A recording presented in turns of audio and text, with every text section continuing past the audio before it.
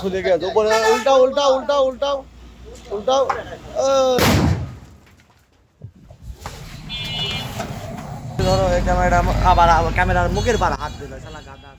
কুষ্টিয়া সদর উপজেলায় একটি পার্সেলে রাখা বোমা বিস্ফোরণে নাসির শেখ নামের এক ভ্যান চালক আহত হয়েছেন।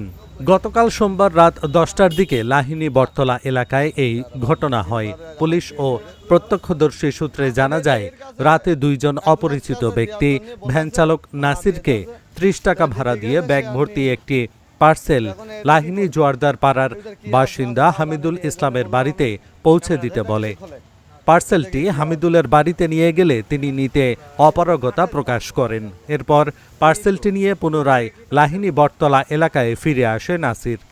সেখানে একটি ফলের দোকানের সামনে স্থানীয় কয়েকজনের উপস্থিতিতে পার্সেল খুলে ভেতরে একটি কাঠের বাক্স দেখতে পাওয়া যায়।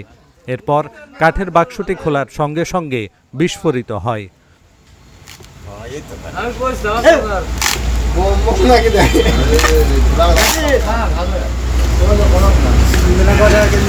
খুলে গেছে উপরে উল্টাও উল্টাও উল্টাও উল্টাও উল্টাও ঘটনাস্থল থেকে ব্যাটারি সহ বেশ কিছু সামগ্রী উদ্ধার করেছে পুলিশ। নাসির শেখ লাহিনী কর্মকার পাড়ার বাহের শেখের ছেলে। তাকে কুষ্টিয়া 250 শয্যার জেনারেল হাসপাতালে চিকিৎসা দেওয়া হচ্ছে। ওর ভিতরে কি দেখার জন্য কাটি কাটি খুলতে এরকম উনি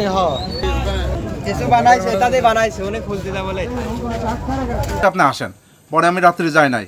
এই তৌফিক আর আমিন আমার নামে এবং আমার বাপমার নামে মামলা করে আমাকে সর্বোচ্চ হয়রানি করে এই কাহিনীগুলো করতেছে। কোনো সমস্যা নাই আমার।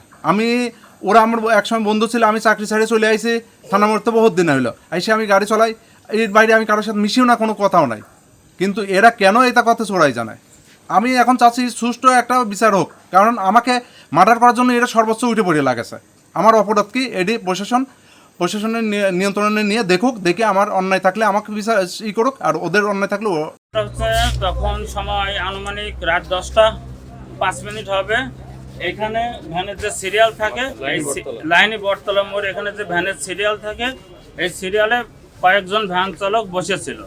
হঠাৎ এর মধ্যে দুজন লোক এসে ভ্যানওয়ালাকে বলে, তুমি কি হামিদুল জোয়ারদারকে চেনো? বলছে হ্যাঁ চিনি, আমার এলাকাতে বাড়িতে। বলছে তার একটা পার্সেল আছে, এই পার্সেলটা হচ্ছে তার কাছে পৌঁছায় দিতে হবে না, তুমি 30 টাকা রাখো, পার্সেলটা দিয়ে আসো। তো ভ্যানওয়ালা ওই 30 টাকা নিয়ে পার্সেলটা নিয়ে ওই হামিদুলের বাসায় যায়। হামিদুলের বাসায় যাওয়ার পর হামিদুলকে ডাকে, আসার পর বলে তোমার একটা পার্সেল আছে, আমার কাছে একজন আমার 30 টাকা ভাড়া দিয়ে তোমার কাছে পাঠিয়ে দিল। তো ও বলছে আমার তো কোনো পার্সেল নাই, কোনো কিছুর অর্ডার নাই। তো এই কারণে সেই হামিদুল ওই পার্সেলটা করে না, রিসিভ করে না।